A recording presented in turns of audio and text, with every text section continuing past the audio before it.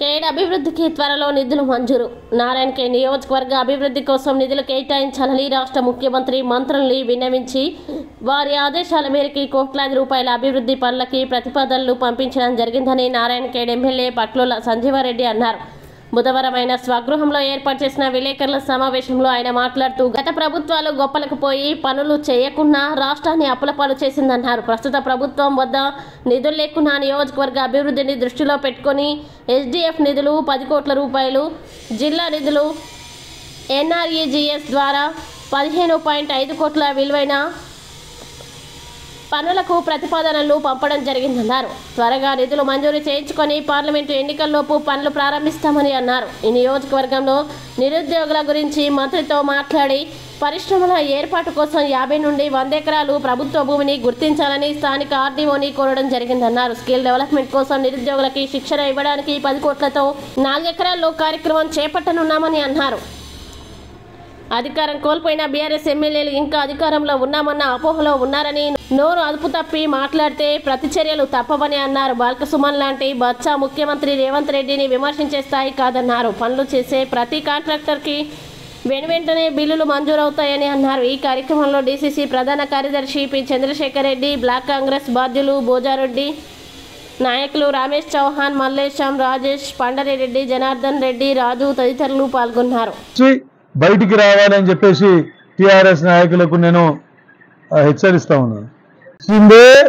గత 10 సంవత్సరాల నుంచి తెలంగాణ వచ్చిన తర్వాత TRS ప్రభుత్వం నడిచిందే మాటల మీద, జిమ్మిక్కుల మీద, ప్రజలను మోసం చేస్తూ వారికి తీయటి మాటలు చెప్తూ తర్వాత జిమ్మిక్కులు చేస్తూ ప్రభుత్వం నడిపిన తప్ప అభివృద్ధి మాత్రం శూన్యం.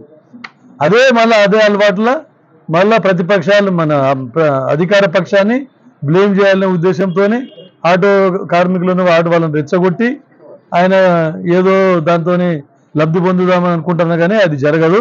ప్రజలందరికీ తెలుసు మీరేం చేసినారు గతంలో 10 సంవత్సరాల్లో. త్వరలో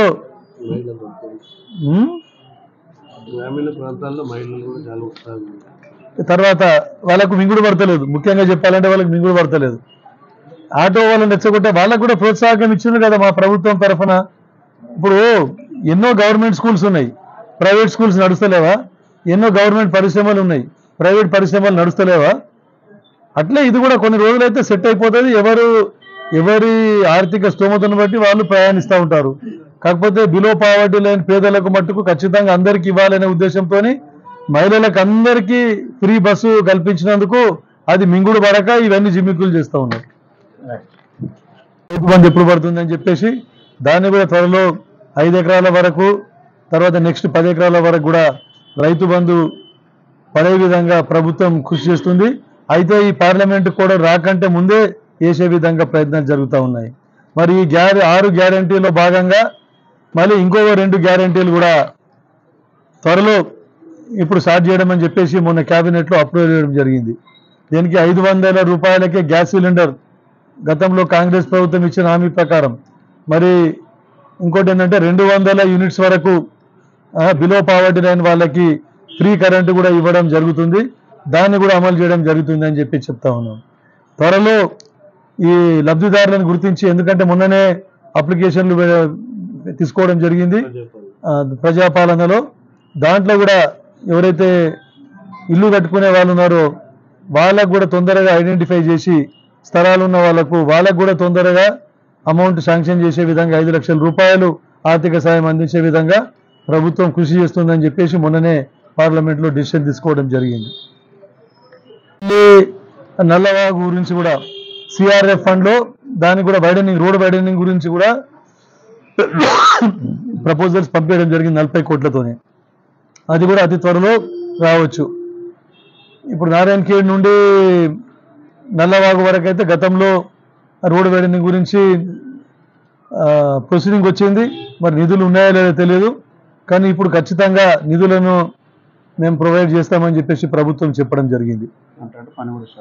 ఇక ఇవి కాకుండా ఇంకా వేరే ఏమన్నా ఉంటే కూడా ఇప్పుడు గ్రామాల ముఖ్యంగా అంగన్వాడీ బిల్డింగ్స్ గురించి, ప్రతి అంగన్వాడీ బిల్డింగ్స్కు ముఖ్యంగా మన నారాయణ ఖేడ్ నియోజకవర్గంలో 40 పర్మనెంట్ పనులే చేయాలి NREGS లా అని చెప్పేసి ఎన్నో చోట్ల మనకు అవసరాలు ఉన్నాయి దీనికి ఏది అంగన్వాడీ బిల్డింగ్స్ గురించి. ముఖ్యంగా సుమారు 40 అంగన్వాడీ బిల్డింగ్లకు కూడా ఒక్కొక్క అంగన్వాడీ బిల్డింగ్కి 8 లక్షల రూపాయల చొప్పున ప్రతిపాదనలు పంపడం జరిగింది. ఇంకా బ్యాలెన్స్ వర్కులు కొన్ని జాగాలో కొన్ని ఇన్కంప్లీట్ ఉంటే వాటికి కూడా బ్యాలెన్స్ వర్కుల కింద NREGSలోనే ప్రపోజల్ పెట్టడం జరిగింది. అతి త్వరలో ప్రొసీడింగ్స్ వస్తాయి, పనులు కూడా స్టార్ట్ అవుతాయని చెప్తా ఉన్నాం.